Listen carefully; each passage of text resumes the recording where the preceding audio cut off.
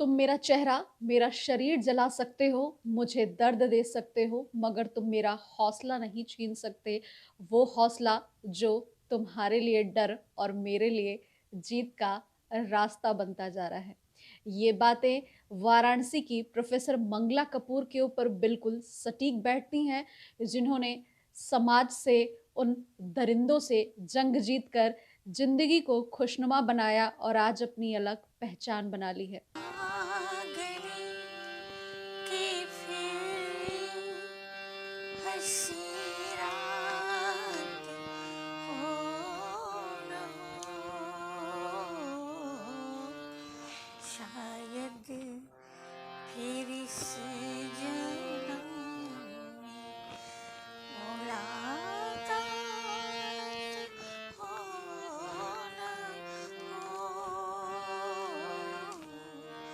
लग जा गले।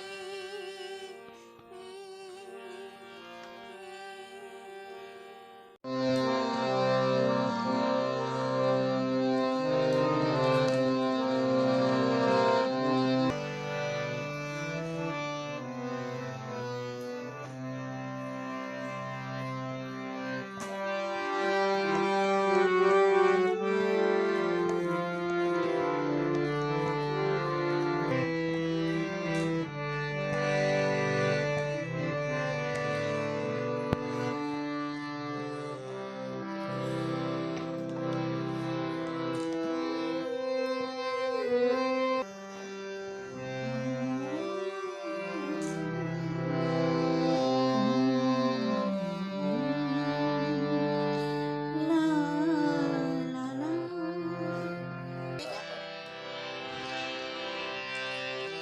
Professor Mangala Kapoor acid survivor हैं, जिन्होंने अपने ऊपर इतनी बड़ी घटना सही और उसके बाद आज पूरे देश के लिए महिलाओं की प्रेरणा बनी हुई हैं।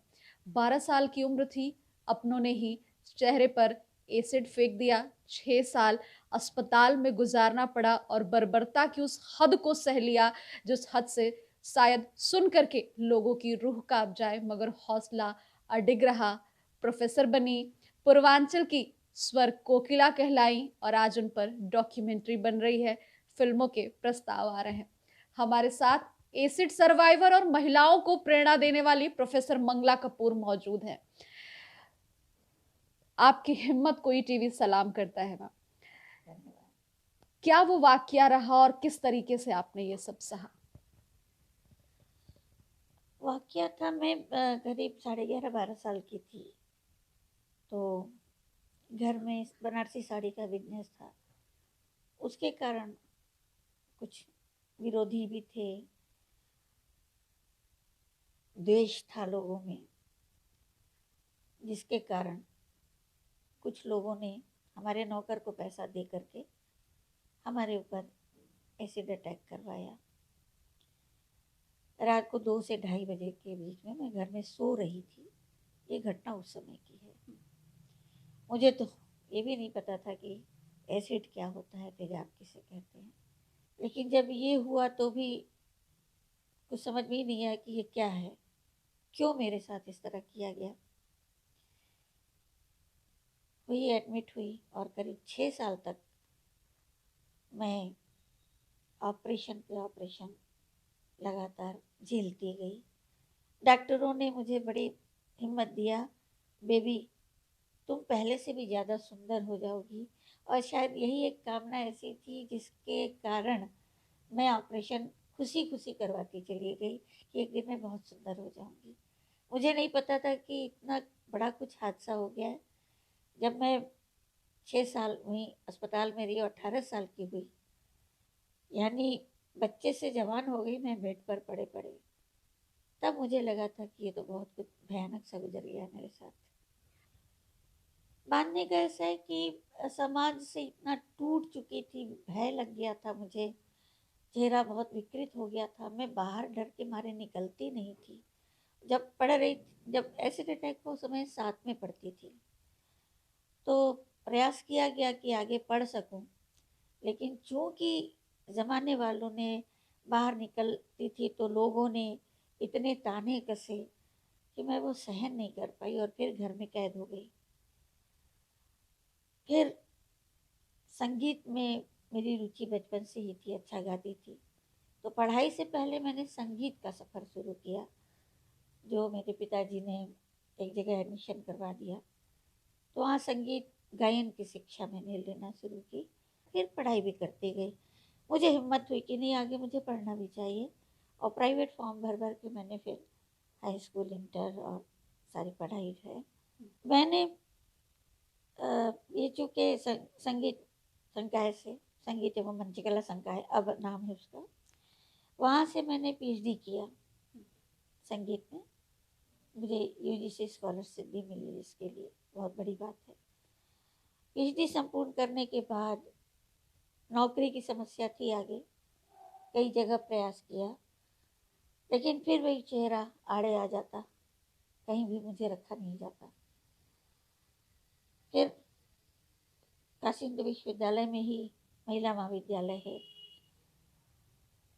उसमें से वैकेंसी आई, तो बतौर लेक्चरर मैं वहाँ मेरी नियुक्ति हो गई।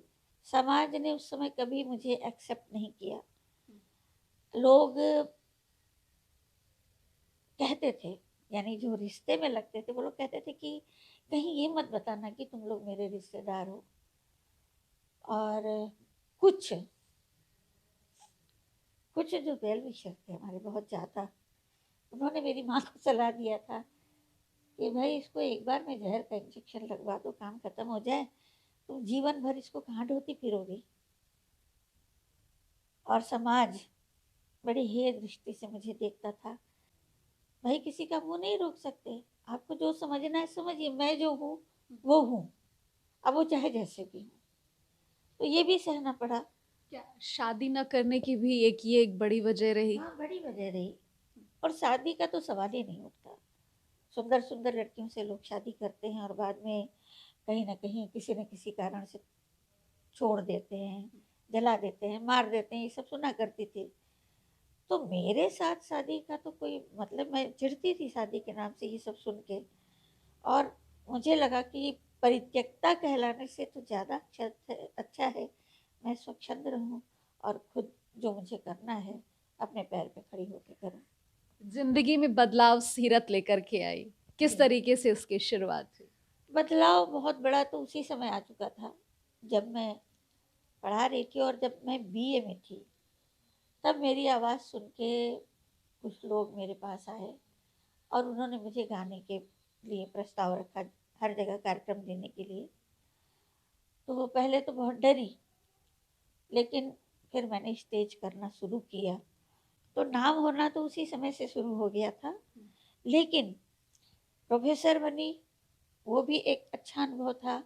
मिनट के पहले से ही मैंने अपनी कहानी लिखना शुरू की, और 2019 में ही पूरी हुई, क्या 2018 में पूरी हुई, और नाम रखा सीरत।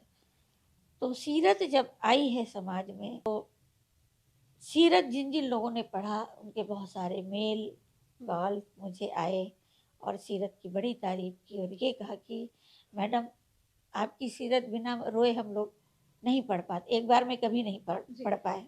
मुझे अचानक ही बॉम्बे से एक बार फ़ोन आया जी। कि मैं आपसे मिलना चाहती हूँ। अपर्णा होसिंग नाम है उनका, डायरेक्टर प्रोड्यूसर है वहाँ पे। फ़ोन आया कि हम लोग आपके ऊपर एक डॉक्यूमेंट्री बनाना चाहते हैं, तो मैं आपसे मिलना चाहती हूँ। तो फिर वो एक दिन एक फ्लाइट से आई, चर्चा की मुझसे, और उसी दिन फिर वो लौट गई। फिर फाइनली 25 सितंबर से लेके 29 सितंबर तक वो पूरी 12 लोगों की टीम बॉम्बे से आई। 5 दिन लगातार मेरे ऊपर शूटिंग हुई, और वो शूट करके लेके उसमें एडिटिंग और वॉइस डालना और बैकग्राउंड म्यूजिक वगैरह का काम चल रहा है। स्क्रिप्ट लिखी जा रही है। शायद ये फिल्म 2 भाषाओं में, यानी मराठी में और हिंदी में, 2 भाषाओं में ये आएगी, लेकिन अभी उसमें समय है। जी, 2 बड़े बड़े महत्वपूर्ण सवाल हैं। पहला सवाल ये है कि सरकार ने एसिड सर्वाइवर को दिव्यांग की श्रेणी में डाला, लेकिन धरातल पर क्या? कुछ भी नहीं है। हमको तो हमने प्रयास भी किया, लेकिन कभी उसकी जो उसका होता है लाभ, कभी मिला नहीं, डॉक्टरों ने बनाया नहीं। मैं गई थी, हालाँकि मैं जनरल में ही फ़ाइट करती हुई यहाँ तक पहुँची हूँ बिल्कुल। और मैं चाहती भी नहीं थी कि एक दिव्यांग लग कर के मेरे साथ कोई चीज़ हो। क्यों? मैंने जब सारी फ़ाइट जनरल में किया तो ये भी मैं यानी नौकरी तक मैंने उसी से पाई है, तो अब मिले, ना मिले, जी। मुझे कोई उसकी बिल्कुल परवाह मैम, नहीं है। एक और जो दूसरा महत्वपूर्ण सवाल रहा 1965 की ये घटना, पहली बार आपकी ओर से एफआईआर दर्ज हुआ, देश के लिए पहली घटना थी। तब से अब तक में क्या बदला है? एड्स सर्वाइवर के लिए लोगों का नज़रिया बदला, समाज बदला, या फिर आज आपके भी ज़ख्म आज वैसे के वैसे ही हैं और आपके दोषियों को क्या सज़ा मिल पाई? दोषी कभी भी पकड़े नहीं जा सके, समाज की तो पूछिए मत। कभी भी किसी समाज वाले ने मेरी कोई सहायता नहीं की हुँ। और ये बड़े गर्व से मैं कहती हूँ कि मैंने या मेरे पेरेंट्स ने, मेरे माता-पिता ने कभी किसी के आगे हाथ नहीं फैलाया। जी। ये बहुत बड़ी बात है। हुँ। और समाज की जो कह रही हैं, आज अगर 10 लोग मुझे पूछते हैं, तो या तो प्रोफ़ेसर मंगला कपूर के नाम से पूछते हैं, या तो मेरी आवाज़ के कारण पूछते हैं, या नज़रिया नहीं बदला। नज़रिया नहीं बदला है अभी भी। और मुझे दया नहीं चाहिए किसी की भी। बिल्कुल। और बराबर वर्क अभी भी 70 साल की होने जा रही हूँ और मैं अभी भी वर्क करती हूँ, दौड़ती हूँ, दिव्यांगों के लिए काम करती हूँ, किताबें लिखती हूँ। समाज के लिए मैं अब कुछ कर रही हूँ, जिस समाज ने मेरे लिए कुछ नहीं किया। बहुत बड़ी बात है। बिल्कुल, हमारे साथ प्रोफ़ेसर मंगला कपूर हैं, जो आज पूरे देश के लिए वो प्रेरणा है, जिस प्रेरणा की ज़रूरत है, लोग इनसे हौसला ले रहे हैं। और वाक़ई जब हौसला मज़बूत हो, उम्मीदों में उड़ान हो, तो समाज के ताने भी असर नहीं करते और प्रोफ़ेसर मंगला ने ये साबित करके दिखाया। 6 किताबें उन्होंने लिखी, सीरत उनकी अपनी आत्मकथा है, जिस पर डॉक्यूमेंट्री बनी और फ़िल्म बनने की भी बात चल रही है।